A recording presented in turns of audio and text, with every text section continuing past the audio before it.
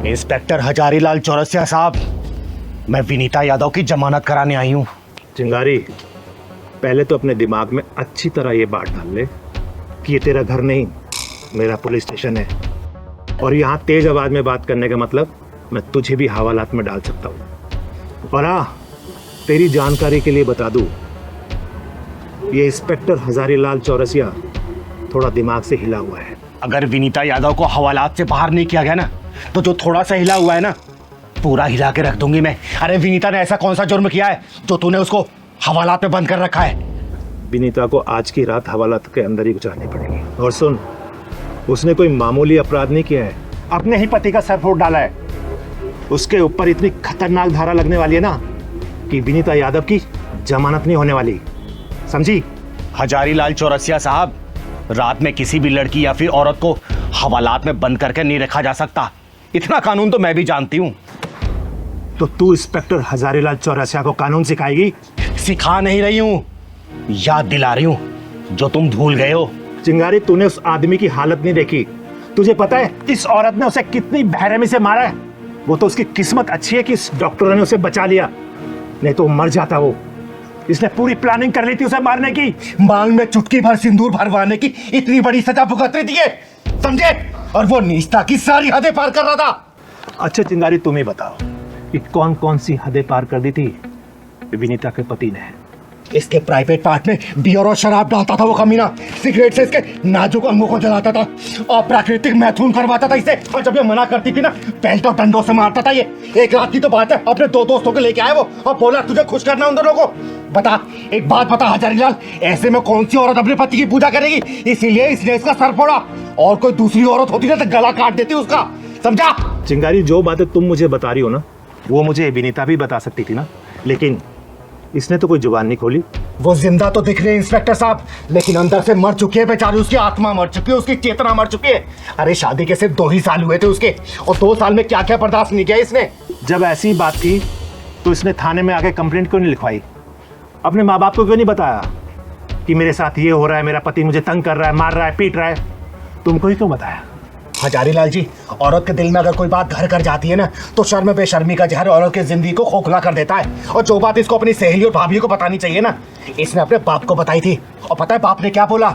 कि बेटा, लड़का कैसा भी हो, तुझे जिंदगी उसी के साथ काटनी है। लड़का है, छोटी मोटी गलतियां कर ही सकता है। और रही बात पुलिस कंप्लेंट ना करने की ना, तो ये जो चिटकुटी चैनल है जो सेकंड हैंड मोबाइल ले गलियों गलियों में घूम रहे हैं, 2-4 हजार व्यूज के लिए किसी को बदनाम के लिए तैयार रहते हैं। और मैंने इसको कितनी बार बोला है कि तू बता तो उस कुत्ते को मैं 1 मिनट में सीधा कर दूंगी, लेकिन हर बार इसने हाथ जोड़ के बोला कि दीदी, जो चीजें पर्दा में है ना, कल अगर समाज के बीच में आई तो मैं आत्महत्या कर लूंगी। और आज इसका सब्र का बांध टूट गया और इसने उसका सिर फोड़ डाला, समझे?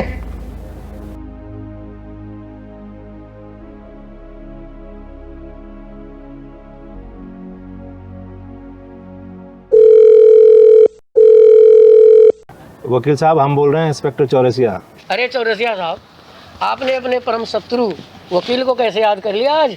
वकील और इंस्पेक्टर में तो कुत्ते और बिल्लियों जैसा वैर होता है।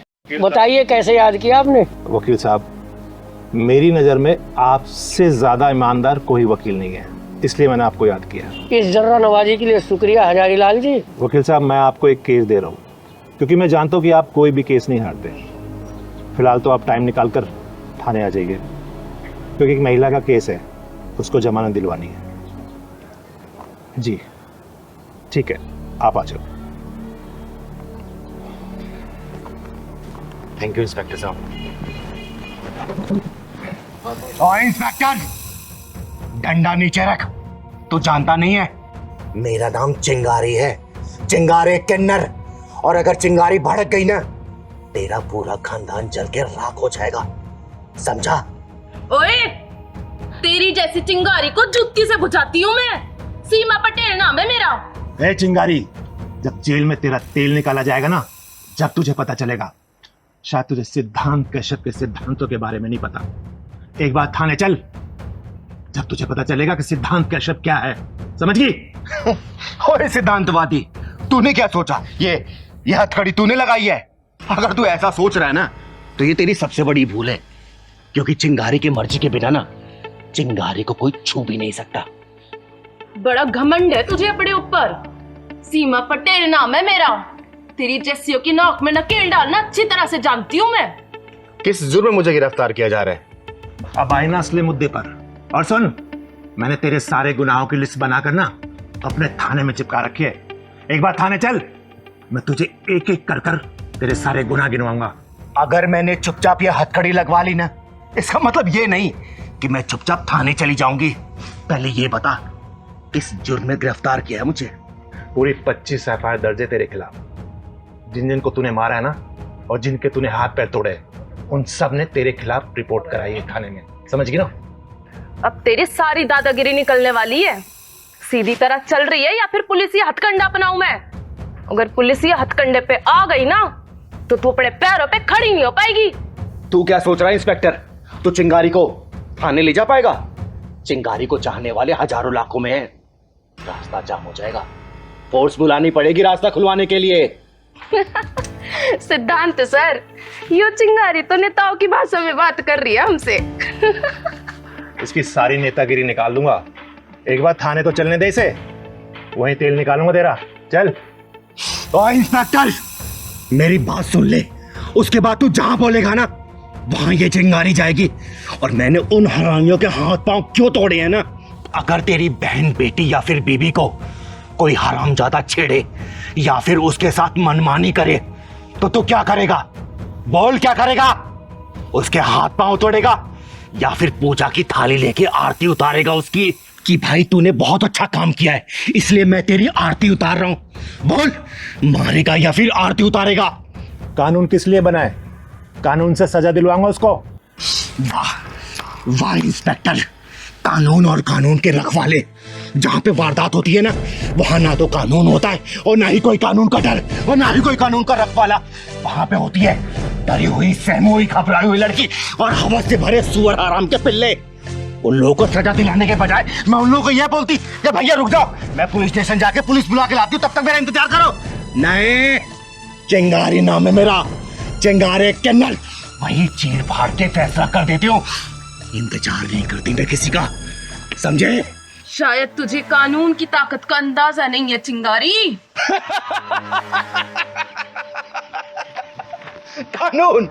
कानून की ताकत से अच्छी तरह वाकिफ है ये चिंगारी। कानून एक मकर जाल की तरह है जिसमें सिर्फ छोटे मोटे कीड़े मकोड़े फंसते हैं और बड़े जानवर उस कानूनी मकर जाल को तहस नहस करके निकल जाते हैं। और किस कानून की बात कर रहा है इंस्पेक्टर तू?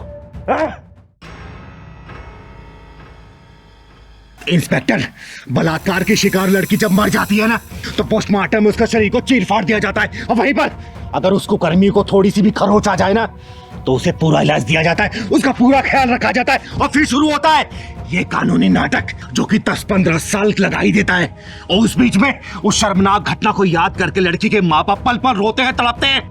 इंस्पेक्टर सिद्धांत कश्यप जिस कानून की बात कर रहा है ना, अगर वो कानून सही तरीके से जांच करवाए तो आधे से ज्यादा बेकसूर जेल में बंद मिलेंगे और कसूरवार बाहर घूम रहे होंगे।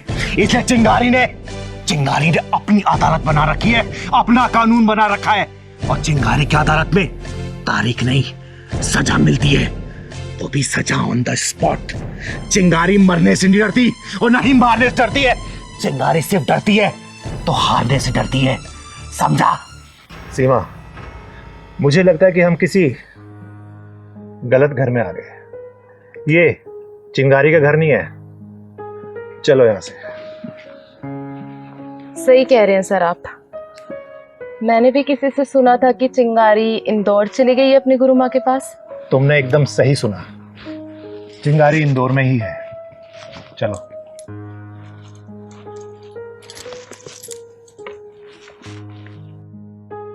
दीदी कहाँ चल रहे हैं? यार उस बच्ची को हॉस्पिटल देखने जा रहे हैं ना। अच्छा ठीक है। सारा सामान रख दिया ना? हाँ, सारा सामान रख दिया और गाड़ी में कुछ रखने की जगह भी नहीं है। और दवाइयाँ रख ली हैं? हाँ। दीदी स्कूटी को रोक दिया। पहलवान, वो देख, लगता है ये दोनों अपने माँ बाप को वृद्धाश्रम छोड़ने जा रहे हैं। अरे दीदी कहीं घूमने जा रहे होंगे, कहीं दर्शन करने जा रहे होंगे। बेटा, घूमने जाने वाले ना ऐसे रोते नहीं है। वो देख, उसकी माँ कैसे रो रही है। अरे राधिका, अब रोना धोना छोड़ो, जो भी हमारे साथ होगा देखा जाएगा। मेरा मन नहीं कह रहा है जी, ये जो कुछ भी हो रहा है ये ठीक हो रहा है क्या? अरे सब ठीक हो रहा है, मैं हूं ना, चिंता काय को करती हो?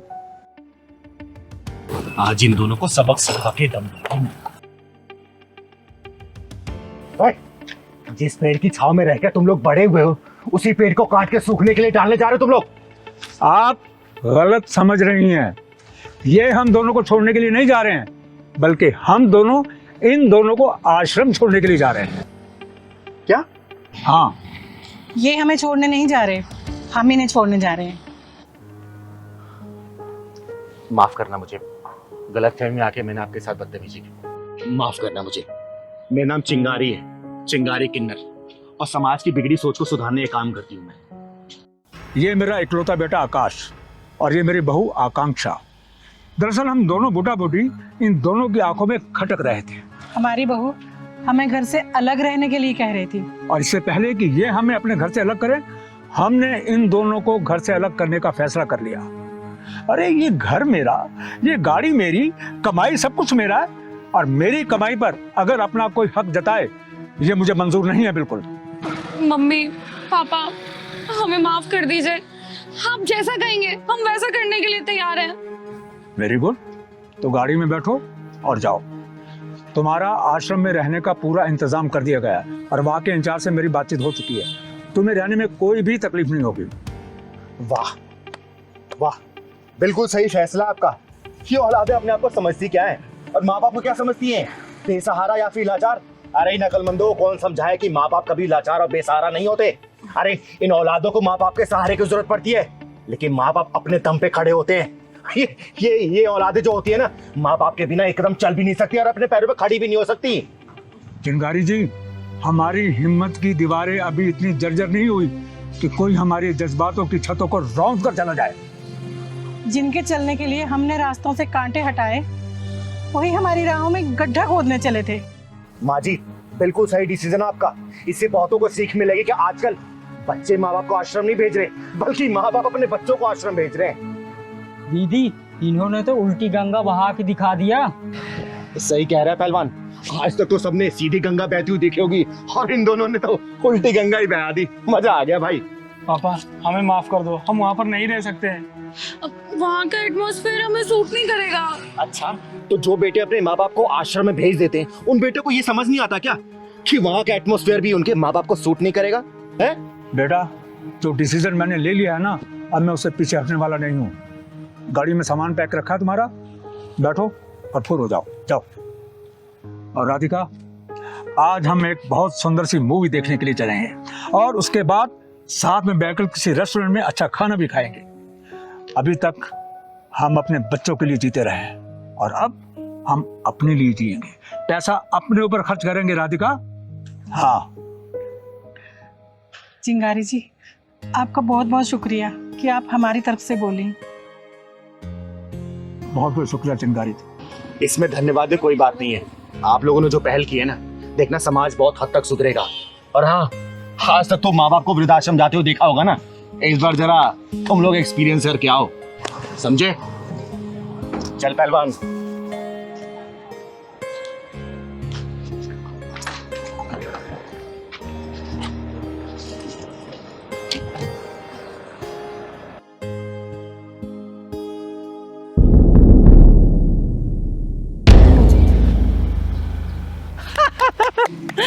सबको मार डालूंगी, किसी को जिंदा नहीं छोड़ूंगी, सबको मार डालूंगी मैं, कोई जिंदा नहीं बचेगा। हाँ।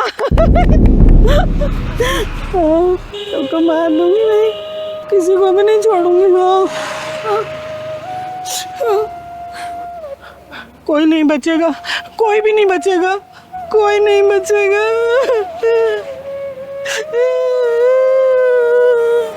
दीदी आप चलो यहाँ से, ये औरत मुझे पागल लग रही है, कहीं हमारे पत्थर न मार दे। नहीं साक्षी बेटा, ये औरत पागल कम घायल ज्यादा लग रही है।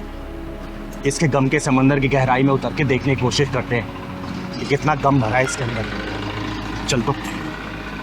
दीदी आप ना हर किसी की गहराई नापने लग जाती हो। अभी तो हमें डंडा पड़ा है, अब लग रहा है पत्थर खाने का भी इरादा है। हाँ ना बेटा, देख कितनी दुखी लग रही है। हाँ, आपको ना राह चलते बसोड़ी में टांग अड़ाने की आदत सी पड़ गई है। खैर, आप किसी की बात मानती कहाँ हो जो मेरी मानोगी। अब चलो। मेरे पास मत आना, मैं कह रही हूँ मेरे पास मत आना। मैं तुम्हारा मैं सर फोड़ दूंगी, मार डालूंगी। जाओ जाओ। अम्मा, मैं आपके बच्चे जैसी हूँ ना। खबरदार, मुझे अगर दोबारा माँ बोला तो आंखें नोच लूंगी मैं तेरी। बड़ा है माँ बोलने वाला।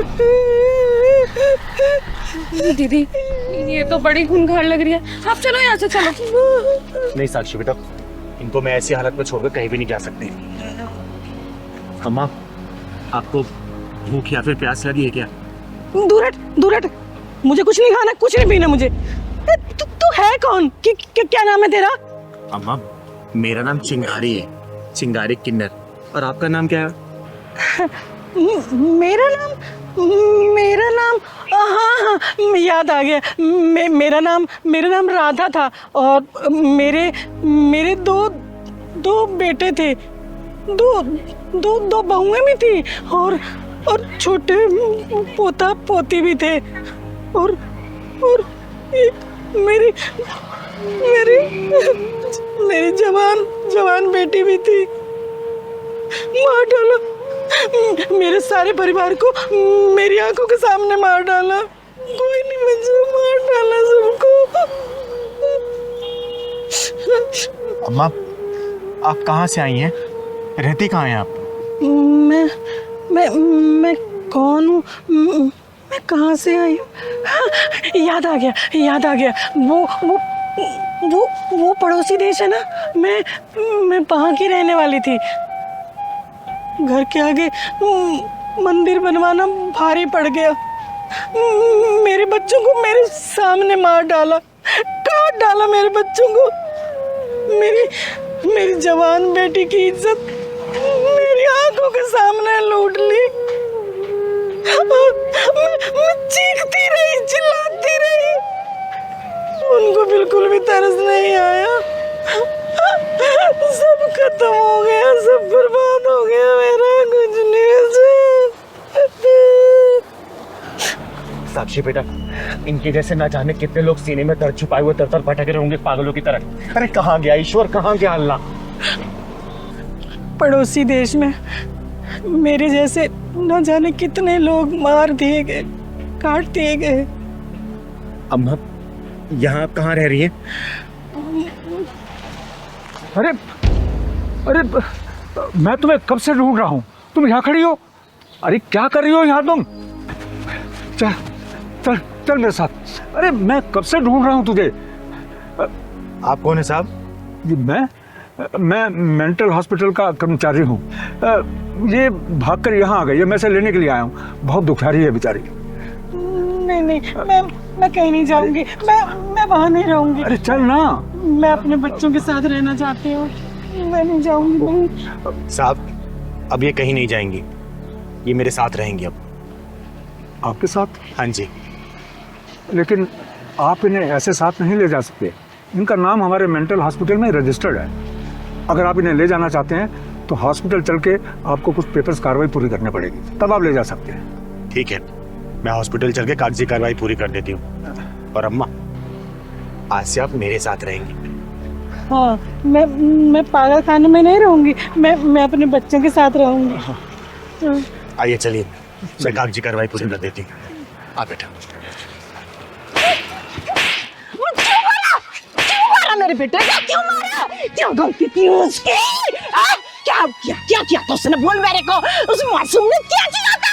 ये बूढ़ी माँ का बेटा छीन लिया तूने। क्यों मारा तुम मेरे बेटे को? क्यों मारा? बोल क्यों मारा? बोल, मैं तेरी जान ले लूंगी।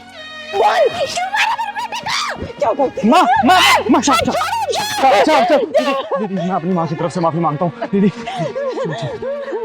देखिए भैया, मुझे समझ नहीं आ रहा कि इन्होंने मुझे इतना क्यों मारा और इतना बड़ा इल्जाम क्यों लगा रही है मेरे ऊपर। दीदी, मैं सब कुछ समझाता हूँ आपको। दरअसल मेरा नाम जय है और ये मेरी माँ है। माँ प्लीज, मैं बात कर रहा हूँ ना। इनकी मानसिक हालत बिल्कुल ठीक नहीं है। किसी को भी देखकर मारने लगती है और बोलती है कि तुमने मेरे बेटे को क्यों मारा। और माँ, आप शांत हो जाओ, बिल्कुल चुप। गुस्सा करूंगा फिर मैं। आपको बोला था ना माँ खड़ा रहने को। यहाँ क्या कर रही हैं आप? चुप रहिए एकदम। लेकिन भैया, कुछ तो हुआ होगा ना जो इनकी मानसिक हालत खराब हो गई है, जो किसी को पकड़ के मारे जा रही हैं। ये क्या हुआ था बताइए। वो दरअसल दीदी मेरा एक छोटा भाई था विजय, मुझसे 1 साल छोटा था। आज से 2 साल पहले तीज के दिन किसी ने उसे बहुत बेरहमी से मार दिया। इतनी बेरहमी से मारा कि उसकी पसलियां तक तोड़ दी। पुलिस पिछले 2 साल से ढूंढ रही मेरे भाई के कातिल को, लेकिन कुछ पता नहीं चला है। और जब मेरी माँ ने उसकी लाश देखी ना, तब से अपना मानसिक संतुलन माँ तब से अपना मानसिक संतुलन खो चुकी है। किसी को भी देखकर मारने लगती है और बोलती है कि तुमने मेरे बेटे को मारा है। क्या कहा भैया, कौन सा दिन था वो? तीज के त्योहार की रात थी दीदी। मेरी माँ मेरे छोटे भाई का इंतजार कर रही थी ताकि दोनों बच्चों को बिठा के अपना व्रत खोल सके, लेकिन मेरा छोटा भाई उस दिन वापस ही नहीं आया दीदी। भैया ये वारदात किस जगह की है? राजनगर के पीछे जो जंगल है ना, बस वहीं मिली थी मेरे छोटे भाई की लाश।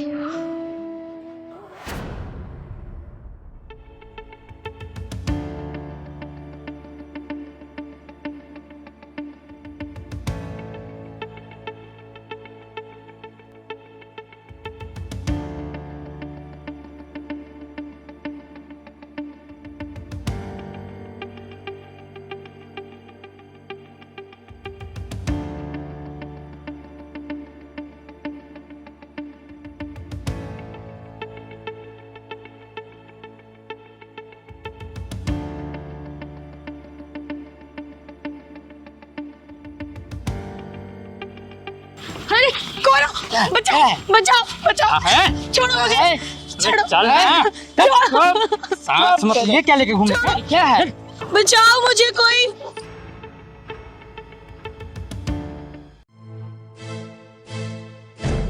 पहलवान लगता है कुछ गड़बड़ है। मुझे छोड़ दो। यार तू बचेगी ना, मेरी नजर ना बहुत दिन से तेरे ही ऊपर थी यार, तू बचने वाली में से ना है। जो पर छोड़ेंगे नहीं तुम्हें हम, बिल्कुल नहीं छोड़ेंगे यार। प्लीज मुझे जाने दो, बचाओ बचाओ मुझे कोई, बचाओ।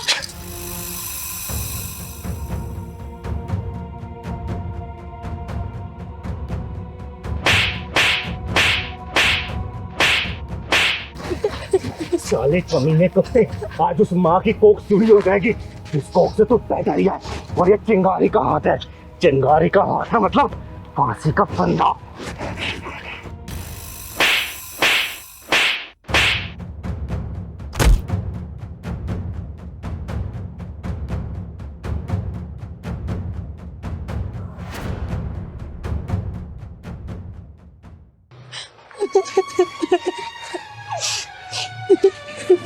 चुप हो जा, चुप हो जा, मर गया साला।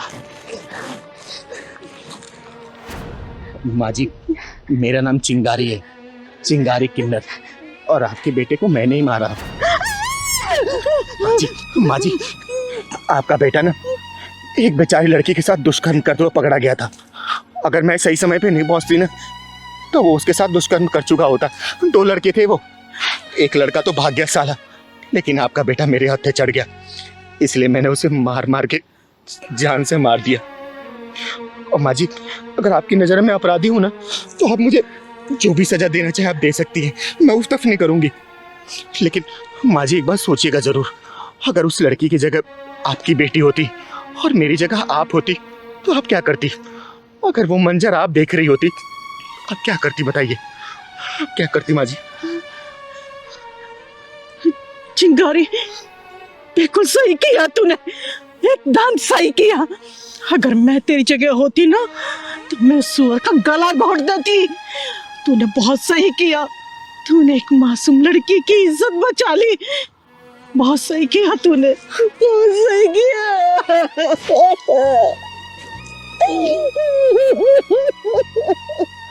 माँ जी, संभालिए अपने आप।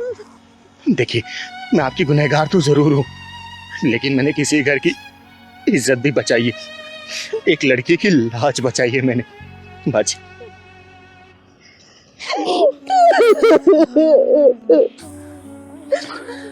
चिंगारी दीदी, आपने जो किया ना बहुत अच्छा किया।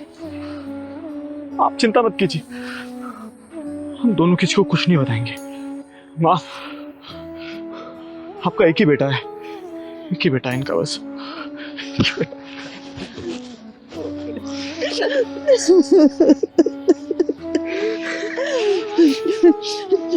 चिंगारी, आज तक मैं उस कुत्ते के लिए रोती रही, लेकिन आज के बाद नहीं रोऊंगी मैं। नफरत करूंगी उससे मैं, नफरत करूंगी उससे मैं, नफरत करूंगी उससे। हाँ, नफरत करूंगी उससे, नफरत करूंगी उससे मैं।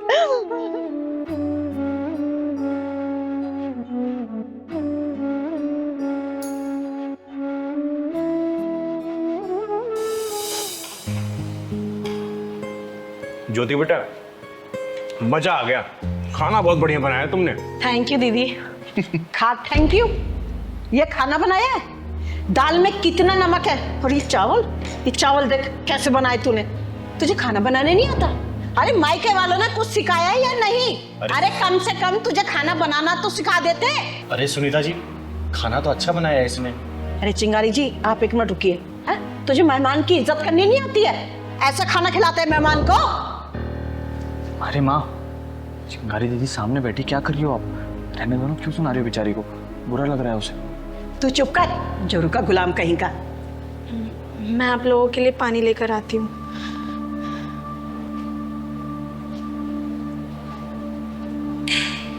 सुनीता जी, मैं आपको बहुत कुछ बोलना चाहती थी, लेकिन आपकी बहू के सामने मैंने कुछ बोला नहीं। ये क्या तरीका अपनी बहू से बात करने का है? एक बात बताइए, जब आप खुद अपनी बहू की इज्जत नहीं करेंगी तो आपकी इज्जत क्या करेगी? बोलिए ना, ये कोई तरीका है क्या? घर में आए मेहमान के सामने बहू को सुना दिया। चिंगारी जी, इसकी शादी को ना 3 साल हो गए और अभी तक इसे खाना बनाने नहीं आया। अरे ऐसी बहुओं को ना अगर सर पे चढ़ा लो ना तो ये किसी काम की नहीं रहती है। इन्हें तो पैर के नीचे दबा के रखना चाहिए। बस सुनीता जी, बस। आप जैसी सास की जो मानसिकता होती है ना, वही घर में कलेश चट्टान बनती है। बहुओं को जब पैर की जूती समझेंगे तो सिर का ताज कहाँ से बन पाएंगे? बताइए ना। अरे बहुओं को तो प्यार से रखा जाता है, बेटी की तरह रखा जाता है, दिल में रखा जाता है, लेकिन आप सिर्फ जूती के नीचे रखेंगी तो आपको इज्जत नहीं देगी। 4 लोगों के बीच में आपकी इज्जत उतारेगी वो, समझे? इज्जत पाने के लिए ना सबसे पहले इज्जत देना पड़ता है। अरे ये तो उसकी शराफत थी जो उसने मेरे सामने आपको जवाब दे दिया। याद रखना, अगर आपकी ऐसी आदत रही ना तो 4 लोगों के बीच में आपकी इज्जत भी यही उतारेगी। फिर आप ढिंढोरा पीटते रहना तो मेरी बहू ऐसे आगे घर में कलेश कर दिया, घर को बांट दिया। देखिए सुनीता जी, इज्जत चाहिए ना तो सबसे पहले बड़ों को इज्जत देना पड़ता है छोटों को, तभी छोटे बड़ों को इज्जत देते हैं। और एक बात बताइए, आपकी खुद की भी बेटी है ना जिसके अगले साल शादी है, अगर जाके वो ससुराल में इसी तरीके से करेगी तो आप क्या करेंगी? जब उसकी सास इस तरीके से व्यवहार करेगी तो अपनी बेटी की बात मानेंगी ना, हैं? फिर आप उसके सास से लड़ना शुरू कर देंगे, बेटी को घर बुला लेंगे, तलाक करवा देंगी।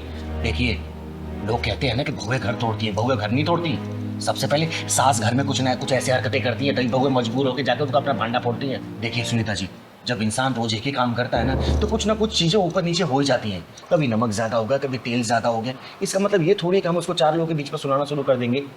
उसने मेहनत से ही कम 1.5-2 घंटे लगाए ना खाना बनाने में। उसने जानबूझ को तो नमक ज़्यादा कम नहीं किया ना, है? देखिए, बहू को जब प्यार से रखेंगी ना तो बहू बेटी बन के रहेगी, लेकिन बहू को अगर पैरों के नीचे दबा के रखेंगी ना, आजकल की बहुएं नहीं है कि सुन लेंगी। अभी 3-4 दिन पहले की बात है, मैं मिश्रा जी के यहाँ गई थी। वहाँ पे उनकी बहू ना चाय लेके आई थी, मिश्रा जी की वाइफ को चाय दी। जैसे वो चाय देने गई, चाय का कप नीचे गिर गया, टूट गया।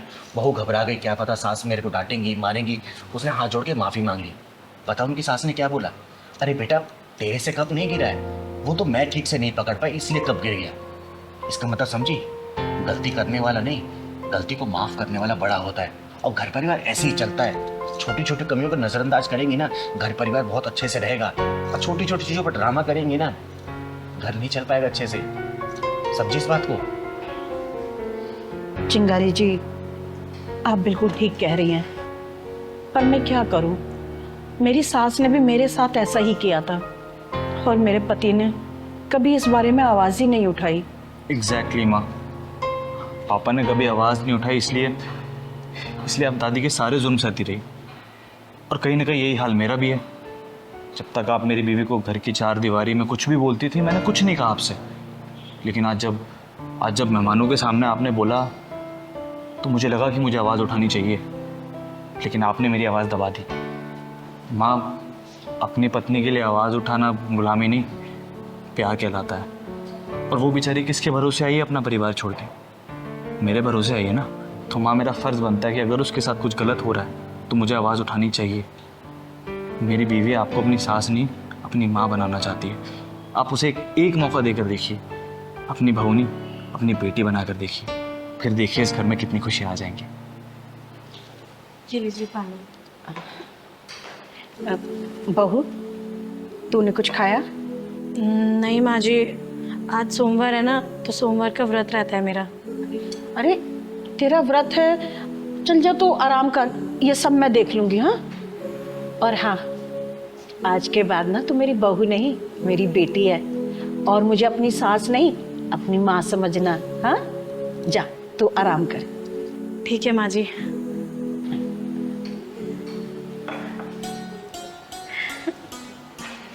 हाँ सुनीता जी, जब सास अपनी बहू को बेटी मानने लग जाएगी ना, तो देखिएगा हर बहुएं अपनी सास को मां मानना शुरू कर देंगी। ठीक है, चलिए अब खाना खाइए।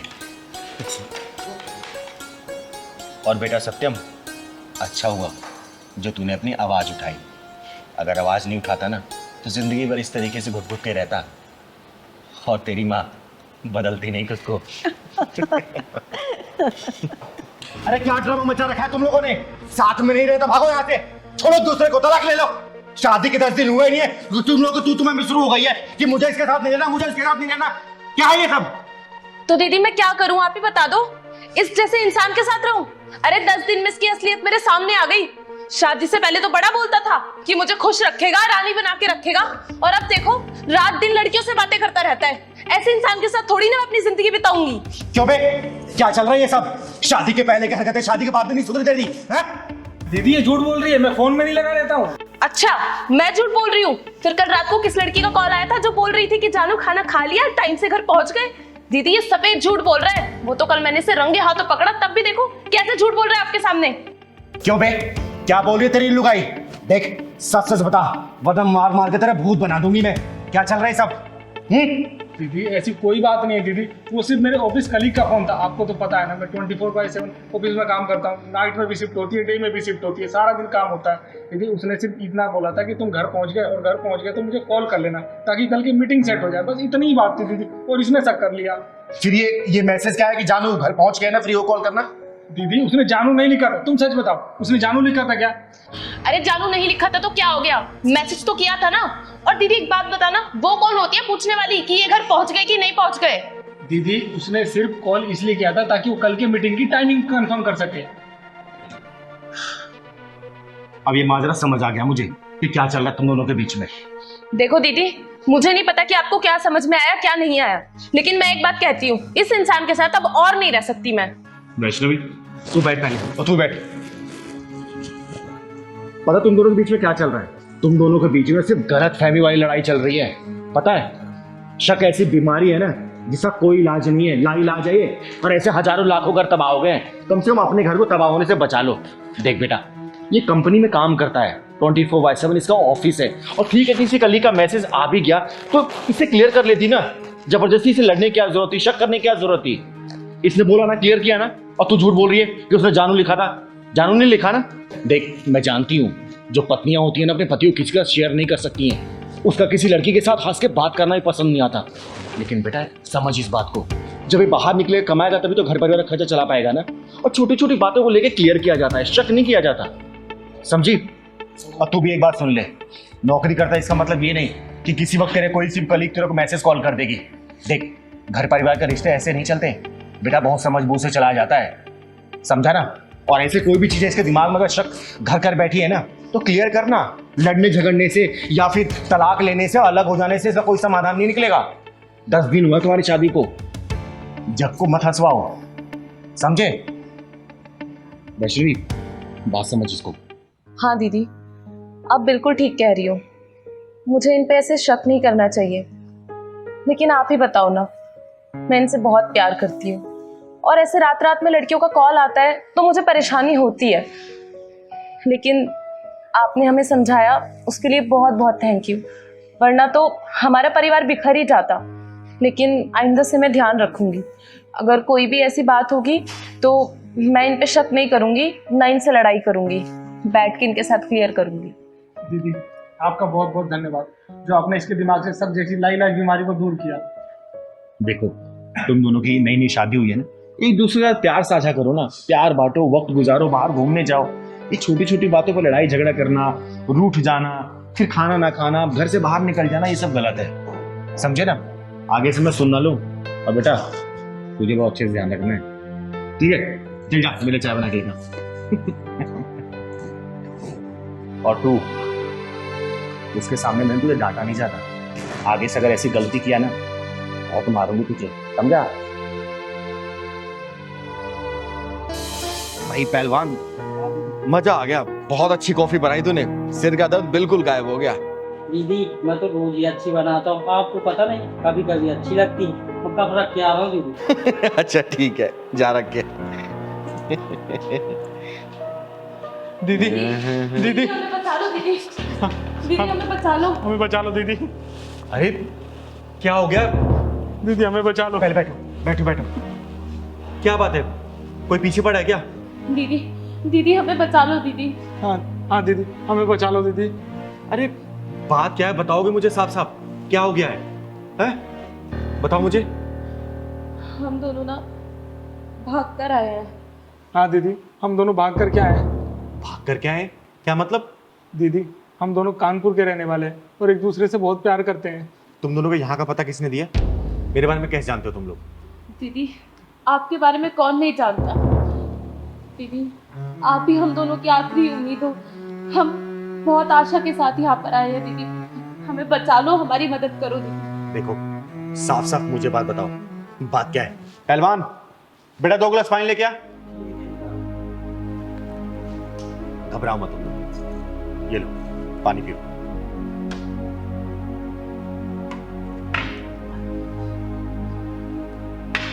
अब मुझे साफ साफ बताओ, क्या बात है?